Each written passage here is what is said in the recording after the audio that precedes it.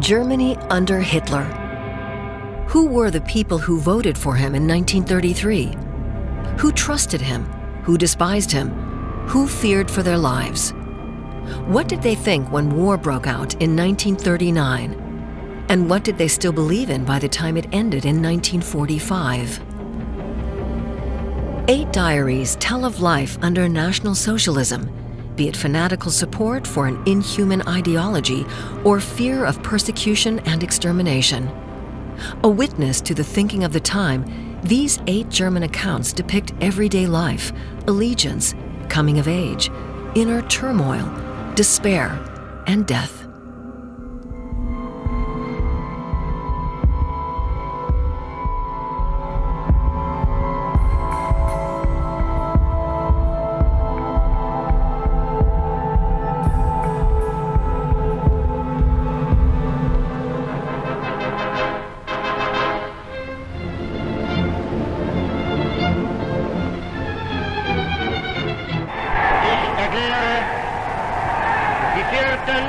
Olympischen Winterspiele 1936 in Garmisch-Partenkirchen für eröffnet.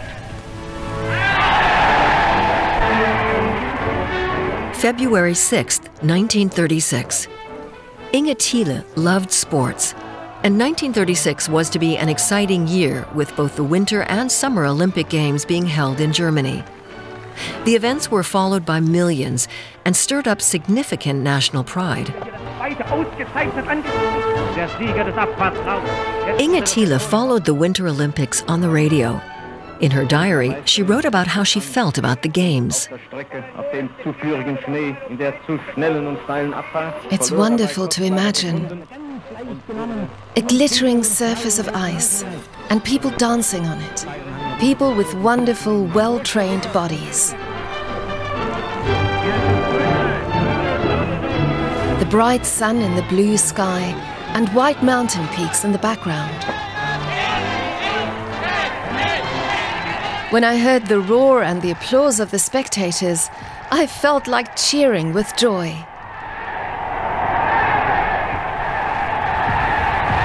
And our Führer was celebrated too. The other nations kept honoring him with the German salute.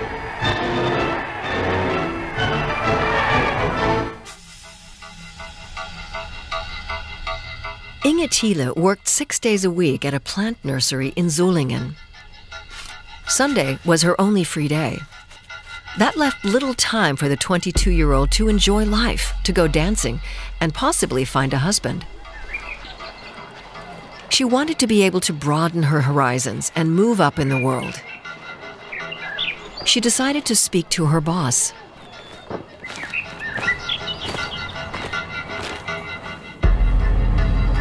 I told her I wanted to leave. My heart was pounding. Now that I've said it, I'm suddenly aware of all the questions it raises. Doesn't matter. Nothing ventured, nothing gained. In the Eifel region, innkeeper Matthias Mees was also thinking about the future, trying to find a way forward for himself, his family, and his business. Other innkeepers in his hometown of Wittlich had adapted to the changes in Germany. They were doing well. But he had a past to deal with. He had been a Democrat. He now felt marginalized and excluded, both ignored and monitored by others. He wrote, I have to express again how oppressed and unfree it feels. It's like being in jail. Everyone in a brown shirt is like a warden, and everyone else, unless you know them personally, is an informer or a watchdog. I want it to be over. From now on, I'll avoid everything that has to do with politics.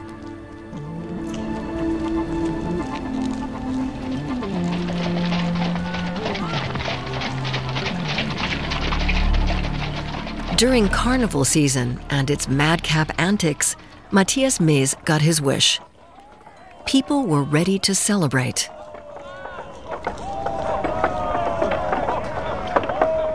Now it's time to get the house ready for the 3 days of Carnival.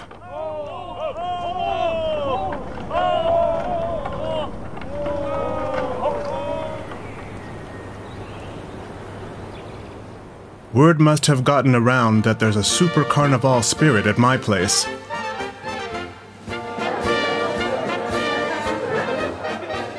Now that was a carnival. The main room and the parlor were full.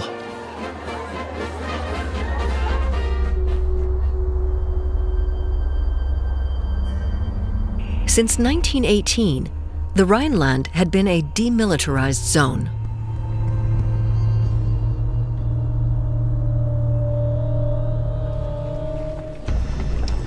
But in March 1936, Hitler sent 30,000 soldiers into the region.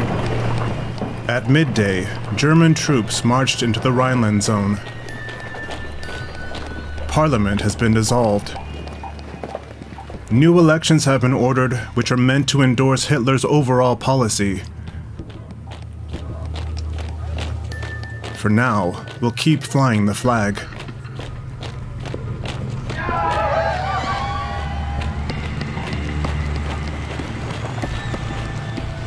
I was delighted by our soldiers marching, and by Hitler's greatness, by the power this man wields. He's a man who acts even before the words are spoken. Hamburg housewife Louise Solmitz may have been delighted, but her husband Freddy was being stripped of his rights as a German citizen. The Nuremberg laws defined him as a Jew, and their daughter Gisela was declared mixed race, first degree. Citizenship of the Reich, the right to belong, to vote, to fly the flag, to earn money, to look after Gisela and to marry her off. In other words, to be a free and equal person. That's something we used to take for granted.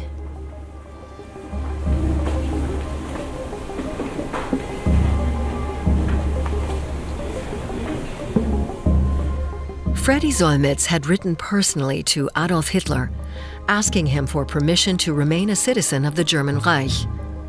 After all, he had fought on the front lines in the Great War and become a highly decorated officer. He had served the fatherland well.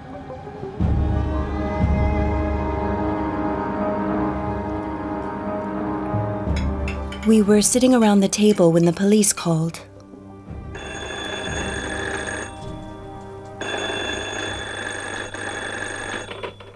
Freddy's letter had arrived for further processing concerning his citizenship rights. The officer will probably come on Monday. There's a glimmer of hope in all three of our hearts.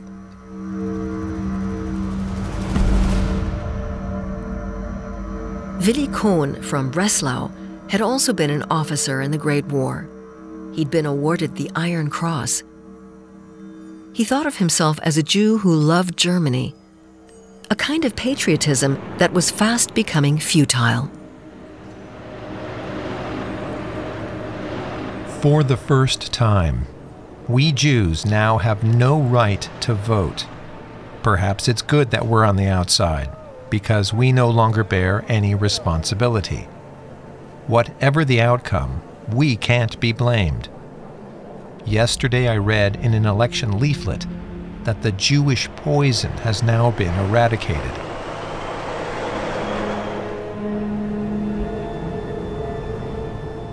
Went walking in the glorious spring sunshine. The streets are full of election propaganda for March 29th. On Sunday, the Führer will speak in the Centenary Hall. The streets are already being decorated. There was a swastika flag hanging out of the old room I lived in when I was younger. 2 airships were also drafted into service for the election campaign, the Graf Zeppelin and fresh from the factory where it was made, the Hindenburg. They dropped leaflets that read, "Vote for the Führer."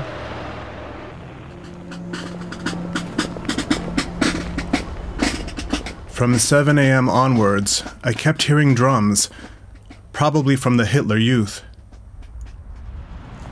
In the morning, I went with Helena to vote.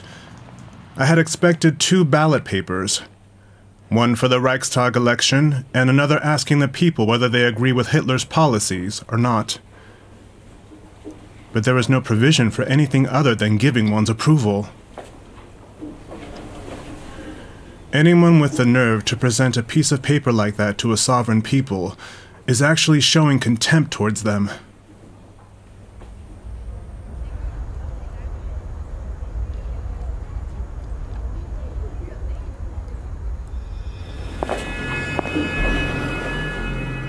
Luise Solnitz faced a tough decision.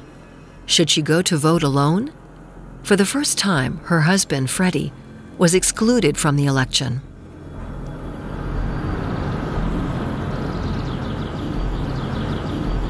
At the front door, I felt I couldn't go through with it.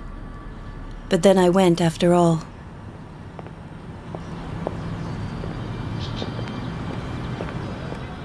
There was a notice on the booth saying that Jews weren't allowed, and the booth wouldn't close properly.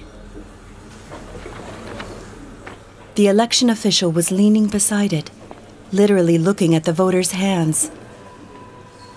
There's no longer any such thing as ballot secrecy.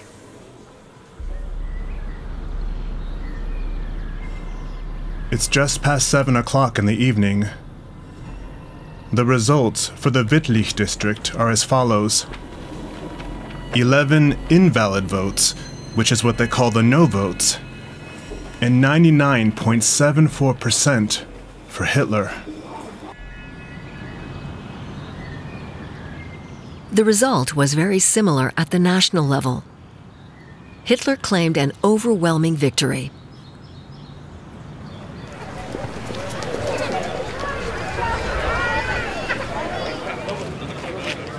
The summer of 1936 was dominated by the Olympic Games held in Berlin. Anti-Semitic caricatures and inflammatory slogans were taken down. Germany presented itself as a peaceful, cosmopolitan nation.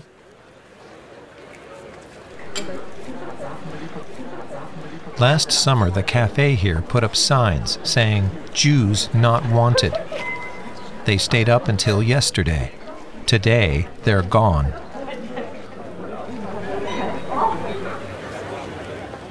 June 18th, 1936.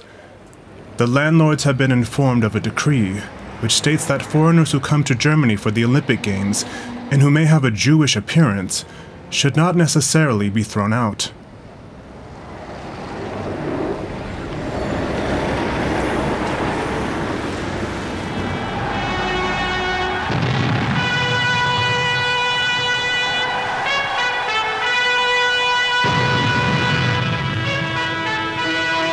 The next few weeks are going to be something else. It's all about the Olympics.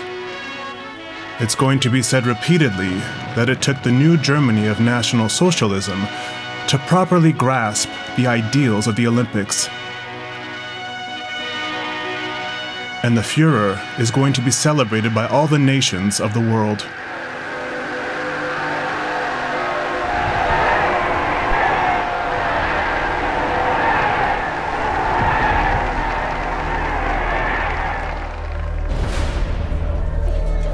Once the games were over, the caricatures and inflammatory anti-Semitic slogans returned. After waiting 10 months, Freddie Solnitz finally received a letter from the Chancellery. His request to be classified as a full German citizen had been declined. In the name of the Führer and Reich Chancellor, this decision is final.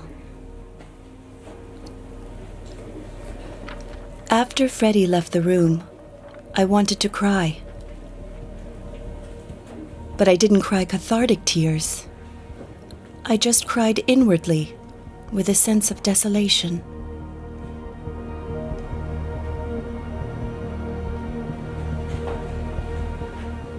Before going to bed, Gisela said to me, "I've resigned myself to the fact that my life will be short, times being what they are."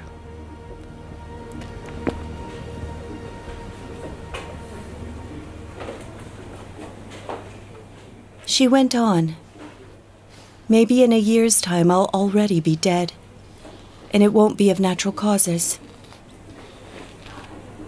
To think of a 16-year-old teenage girl saying that to her mother.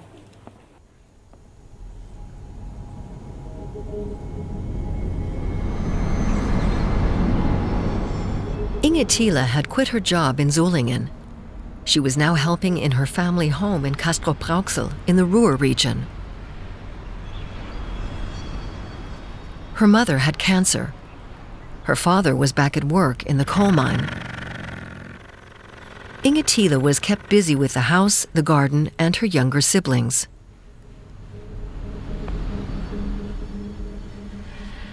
So far, a new job had not materialized. She decided to live at home for the summer. After that, she considered a 6-month post with what was called the labor service. I've got the application form for the female labor service in my hands. Everyone here laughs at the idea of my working for no pay. They think I'm crazy. They say only daughters of wealthy families can afford to do it. Even Dad talks like that. It's driving me crazy.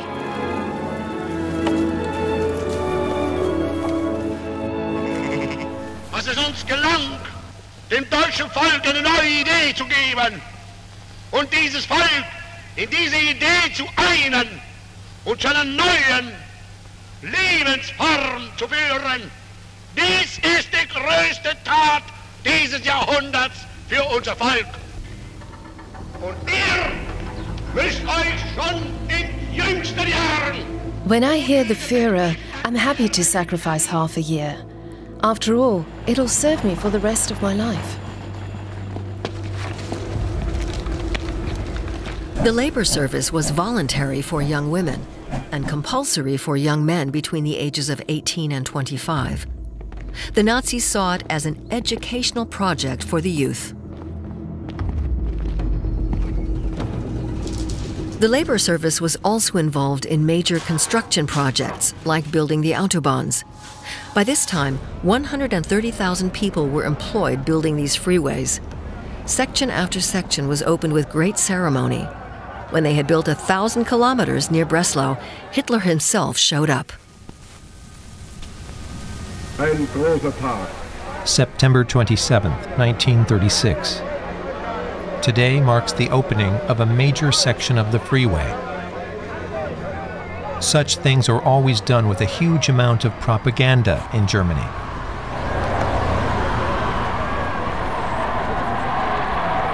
I used to be interested in anything that had to do with progress in my region.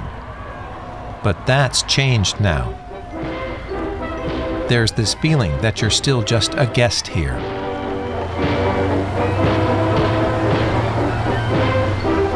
There's also the disconcerting sense that freeway construction is above all part of preparations for war. But most people don't see that. All across the Reich, new barracks were being built, including in Wittlich. October 13th. Yesterday, there was a military commission here. It was decided to deploy the military to Wittlich.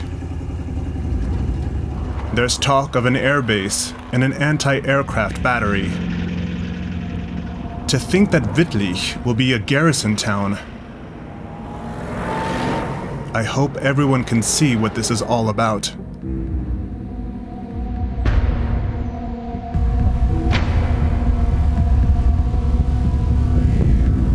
The grape harvest is in full swing in Wittlich. I saw the grapes in the vat, all red and frost-damaged. They were pitifully sour.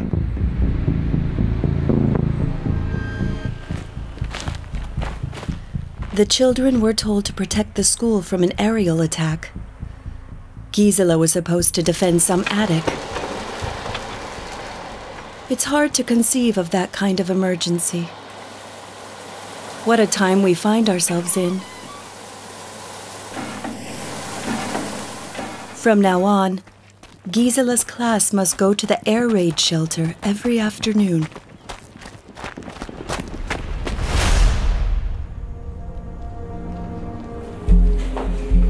Inge Thiele had waited a long time to be accepted into the labor service. With her meager savings all gone, she decided to apply for another job at a nursery in Kassel. I've rarely been so indecisive. It's a big fork in the road. There's the community of the labor service, which I've been longing for. And there's the opportunity to earn money, which I sorely need. But I already accepted the job in Kassel. And anyway, Dad didn't like the idea of me going to the labor service. He's always said, earn some money and find yourself a husband. Maybe he's right. I don't even think about the labor service anymore. It's all about earning money now. Now I'm buying things, so I can go out in style. It's the start of a new life.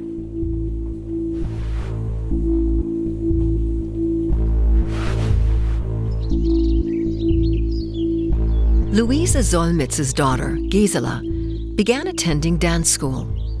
It was a nice distraction from the family's ongoing problems, but it also raised new issues. February 9th, 1937. The real reason Gisela didn't want to let the boy from dance class take her home was that he was a leader in the Hitler Youth. And if word got out, they could both be in trouble with the law. So, a harmless thing at dance class between happy young people is now a political crime.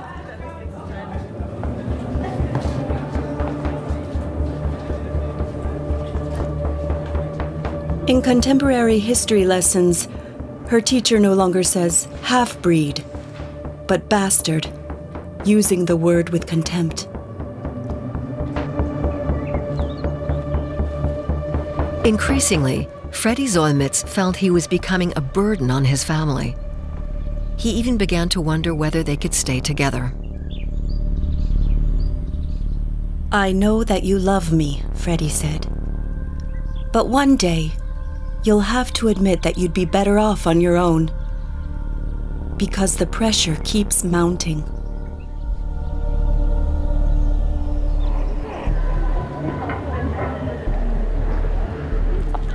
Willi and Trudy Kohn applied for permission to travel to Palestine. They wanted to explore the possibilities of emigration. And in Haifa, they'd be reunited with Willi's youngest son, Ernst.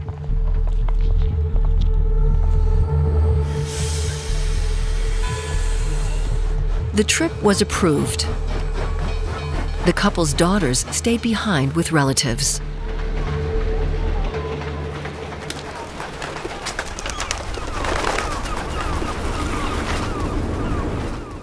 March 18th.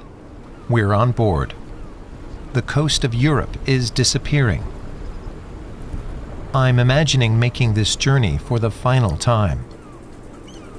For me, it's a journey to Eretz Yisrael, the land of Israel, with all the emotions that go along with that. There's sun and water and sky, and all the different destinies that a ship like this carries with it. Everyone is full of hope. Ernst was waiting for them at the harbor in Haifa. It was an emotional reunion after 2 years apart. Willi Kohn's 17-year-old son was now living on a kibbutz. March 30th. I'm sitting in the tent, and I'm completely happy. I've reached the destination of my dreams. There's an indescribable smell of oranges. This scent is something unique to the land of Israel.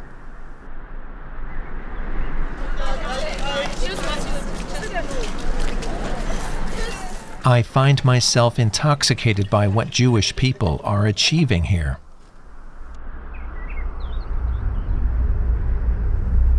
I've been talking with Trudy about the problem of our future and telling her all the things that would tempt me to stay here.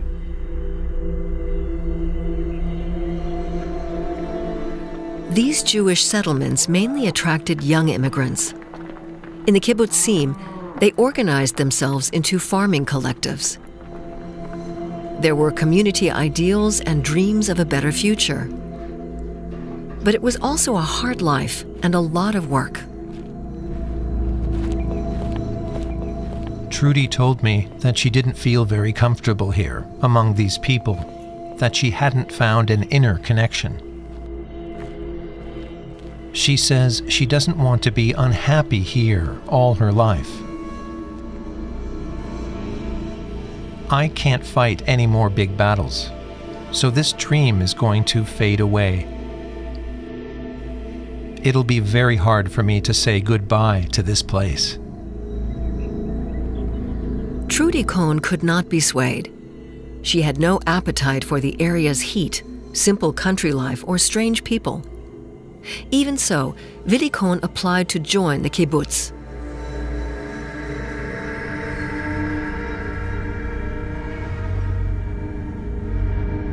April 29th, 1937. I had a heavy heart yesterday evening as the steamer slowly glided out of the port of Haifa.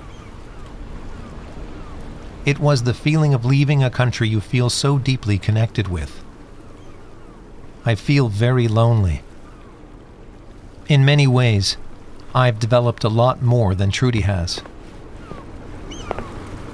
Like this ship, life slowly pulls you toward its destination. You let yourself be carried. We're carried on by the waves, and then we sink.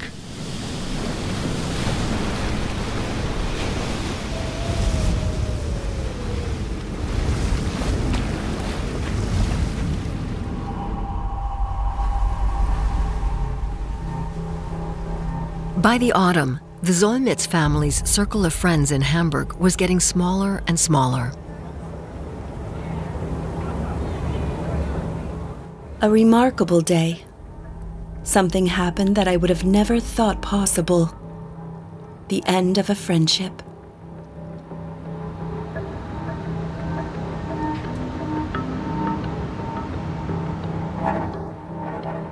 I went to Lene and asked why we hadn't heard from her for so long. She said, "Let's be honest with each other. I'm not allowed to visit you. As a civil servant, it's impossible for me. Everyone has enemies, and you can count on something like this being used against you. This must be upsetting for you, but times may change." So, I said, "Then there's nothing more to say," and I left.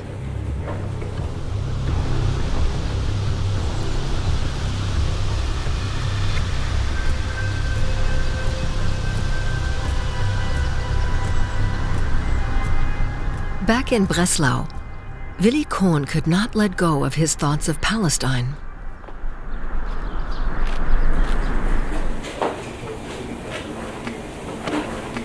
This morning's post brought a letter that didn't much please me. The Secretariat of the kibbutz has denied our application to join.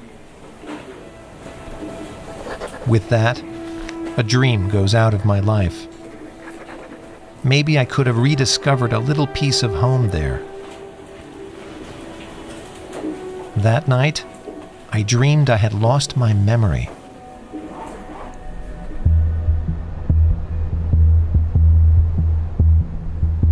But at the end of the year, there was some happy news for the Kohns. Trudy went to the doctor, who confirmed her pregnancy. God grant that the child will be born healthy and bring us joy. I always love children.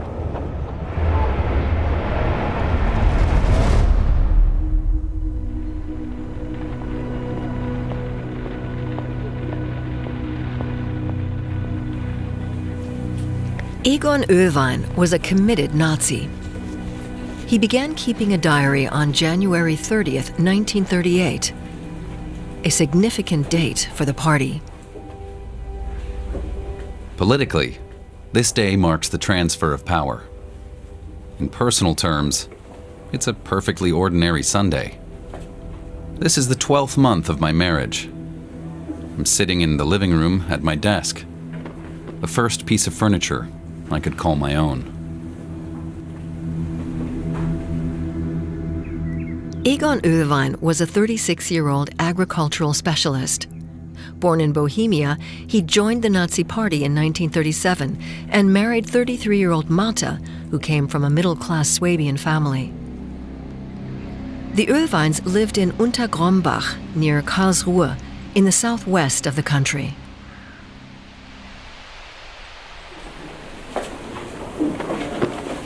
Egon Oehwein was a mid-level manager in the Reich labor service. Hitler saw the organization as a pillar of National Socialist education.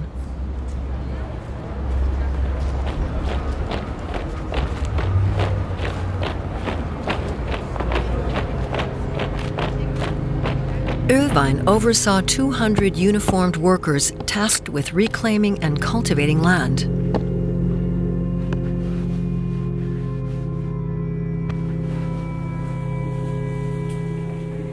I have the feeling that one stage of my life is behind me and a new one is ahead of me. I'd like to think that after my years of apprenticeship and junior work, my time as a master is beginning. My wife has just played the piano in our home for the first time.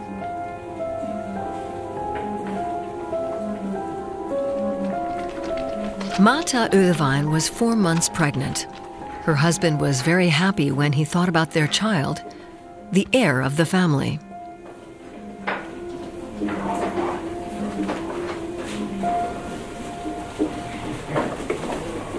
Last night, Martha thought she felt the first stirrings of pregnancy. I like the name Volkart for a boy and Elke for a girl.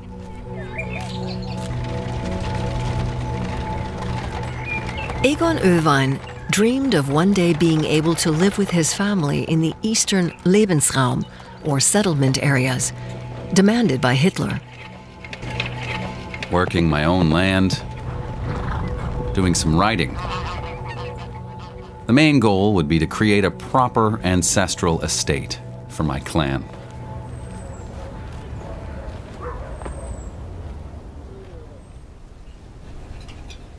March 4th, 1938. Today is little Susanna's birthday. She's 6 years old. She's been counting down the last few days. Last night, she even counted the hours. Thank God. She's been a ray of sunshine for us in these difficult times. A children's birthday party like this will be a beautiful memory for her whole life. Her main present is a doll's carriage. Her friend from kindergarten, Ellie Feilschenfeld, also brought her presents. He said he would marry her, that she was the only one for him.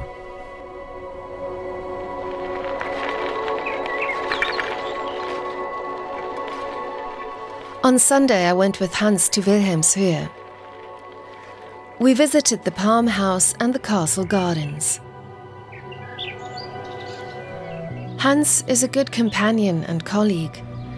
I could be affectionate with him, but I could only truly love a powerful, dominant man.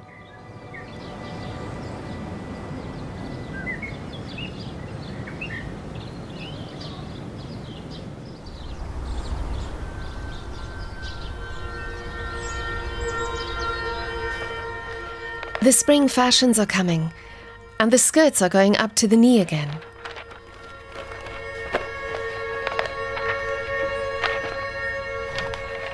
If only my calves were thinner, I'd be happier. I've been sitting in the window to make sure I don't miss out on any sun. I'm now reading Mein Kampf.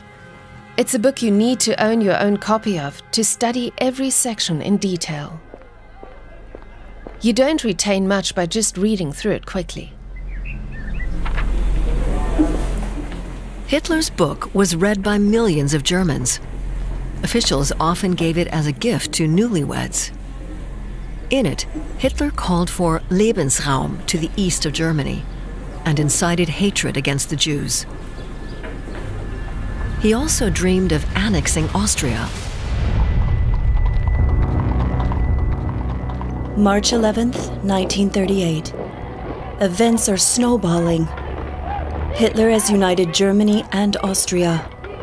Austria has returned to the fold. It's the fulfillment of my old German dream by a man who fears nothing and thinks nothing of compromise, obstacles, or difficulties.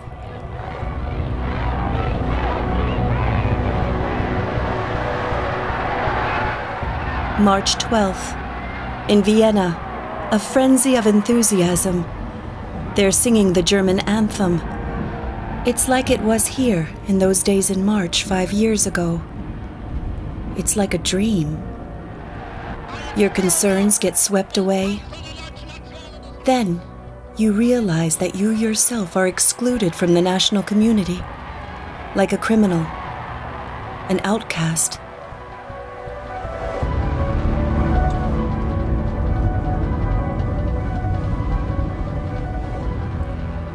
Greater Germany is born. The full significance of this will only gradually become clear. What mighty times we live in. How uplifting this must have been for the Führer. Now comes Czechoslovakia, the Polish corridor, the colonies.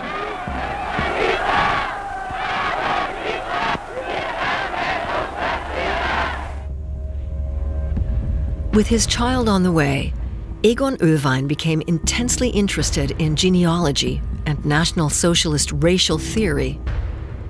The book Racial Science of the German People by Hans Günther was a bestseller.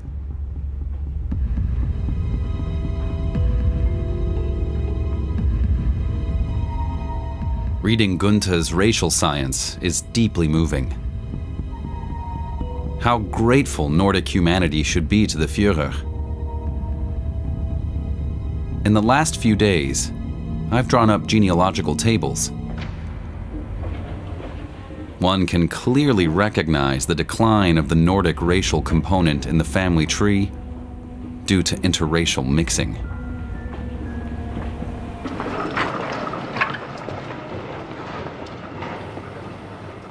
On July 6, 1938, at 1:20 p.m., you, Volkhard Oelwein, were born. No sooner had you left your mother's womb than you screamed into the world with all your might.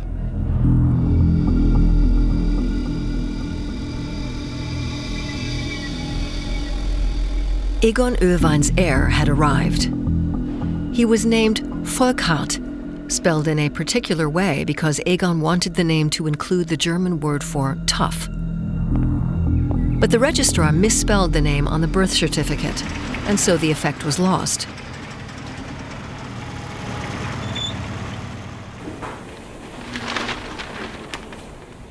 Meanwhile, the Jewish population became ever more marginalized. Starting in 1939, Jews with German first names were to be given an additional name. For men, it was Israel. For women, Sarah.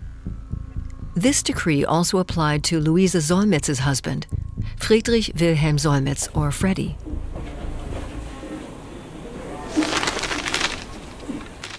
Freddy was pale and silent. It was difficult to know what to say. He immediately wrote to Frick, the Minister of the Interior, asking to be spared and giving his reasons. Who knows? Maybe even that counts as rebellion. Freddy Solmitz ended his letter to Minister Frick with what was known as the German greeting, the words Heil Hitler.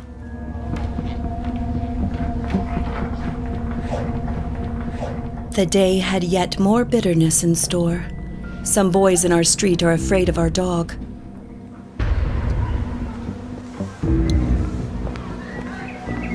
One of them had this fine idea for revenge.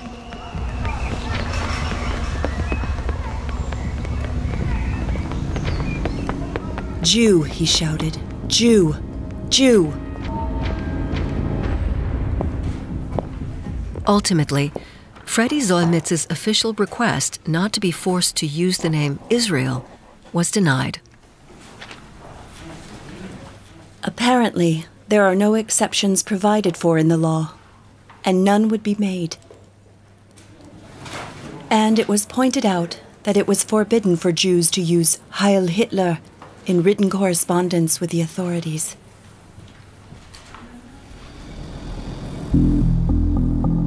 Shortly after their son Volkart was born, the Irvines moved to the town of Aachen on the edge of the Black Forest. The new parents established a family book, recording memories for their son and setting down advice for his life.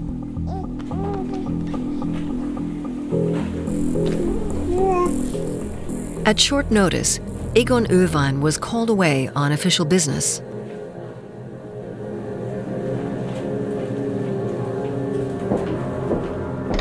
Family Book, September 15th, 1938. Dear son, when you read these lines, make a special note of today's date. Your father has taken leave of us. He must follow the Führer's call following a top-level alert. There may be war against the Czechs, who are oppressing Germans in the Sudetenland. War may be upon us. What does the future hold?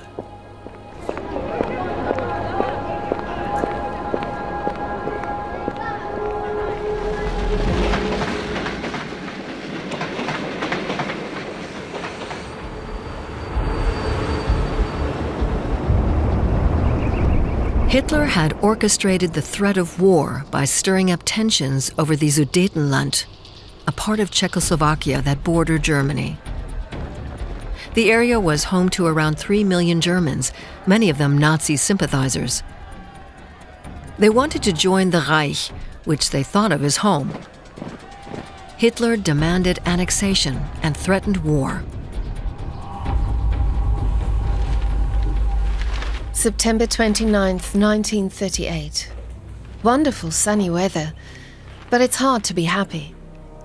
Everyone is hoping that this little piece of land won't catch fire. I'm afraid for our future.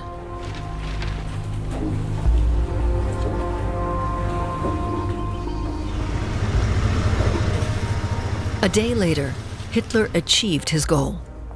During negotiations in Munich, without Czechoslovakia, France and Britain gave in to Hitler's demands and agreed that Germany could annex the Sudetenland. They hoped the move would secure peace.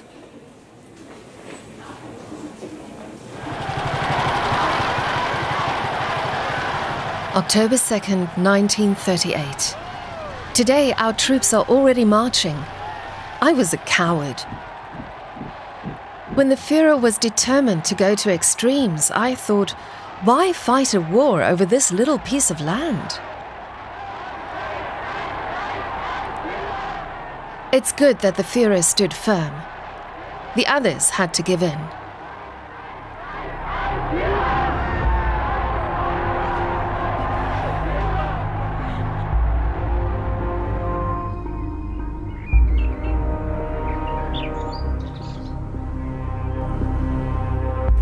When my children were going to sleep, little Maria suddenly started singing, "Good Lord, we praise you." When I asked her why she was singing that, she answered, "Because there's no war." She also brought back this bit of wisdom from school. If they had wanted to attack us, the Führer would have summoned the statesmen to Munich and told them, "If you want to do that, we will defeat you." And then out of fear, they would have made peace with the Führer.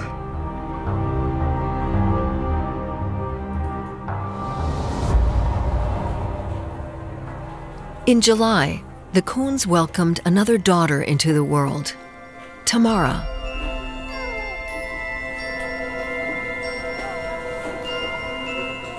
October 29th, 1938. I sometimes sit by Tamara's bed.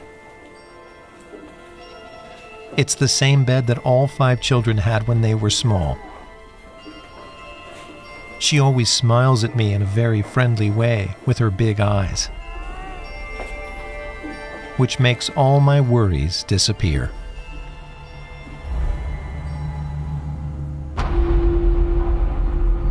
"11 days later, the night of November 9th and 10th, the beginning of the pogroms. All over Germany, authorities orchestrated a campaign of terror against the Jewish population, looting, arson, and murder. I was standing in front of the synagogue when I saw an orderly procession approaching. One of them had a heavy wooden club. The others had axes, hatchets, and hammers. They went in, and then all you could hear was the terrible muffled sound of smashing and destruction. Is there still a God alive who is allowing this? Do our children have to watch their fathers behave like animals?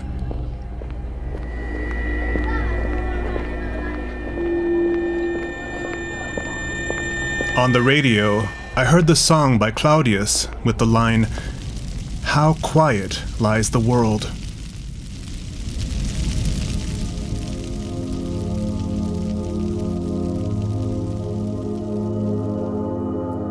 The attacks destroyed over 1,400 synagogues and prayer rooms, as well as 7,500 homes and shops. Hundreds of Jewish people were murdered or driven to suicide.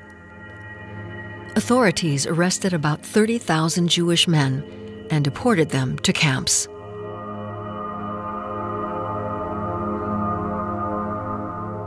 As I sit down to write today, it's hard to know where to begin.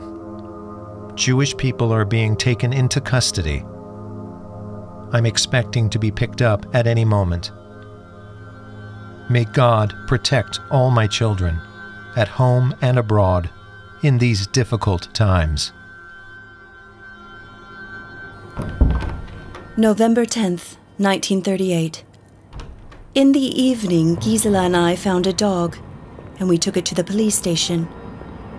Inside, there was a pale man slumped on a chair in the corner, as though he were dead. The little dog sniffed at the man, and the officer said to the dog, "Get away! That's a Jew."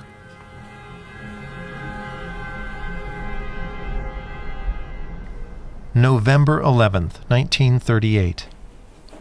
I was busy with my stamp collection, the only thing that distracts me a little. Trudy came in to tell me that people were being picked up. She told me I should go for a walk.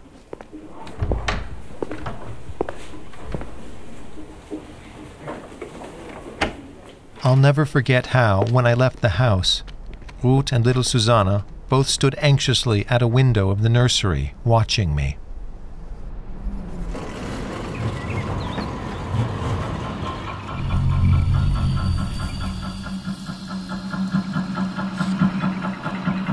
Willi Kohn was lucky.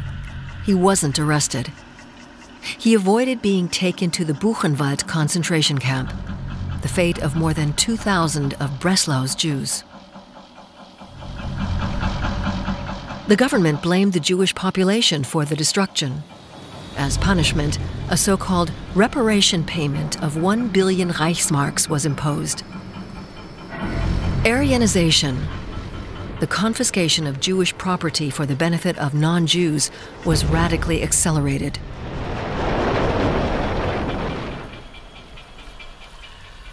It was a troubling development for the Solmitz family, since their house was in Freddie's name.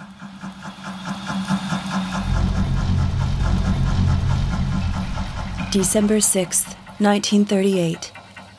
A day without mercy. Our house, our home, has been taken. Jews are forbidden to own property. If only Freddie had signed the house over to me in time. Now our house is gone. I had worked on my request to transfer the house to my name, to meet the demand that it be in purely Aryan hands until 2 in the morning. Are we still people? Flesh and blood? Or are we ghosts? December 17th, 1938. This severe cold continues. In the evening, we celebrated Hanukkah, the festival of lights, with all 3 daughters. Trudy held Tamara in her arms. My fondest wish would be for my family to celebrate the day next year in Eretz Yisrael, in freedom. I wonder if I'll make it. I also believe that many Jews will never escape from this trap. 1939 would bring war and change everything. I went to the synagogue wearing the Star of David, so that nobody could say that I'd been a coward.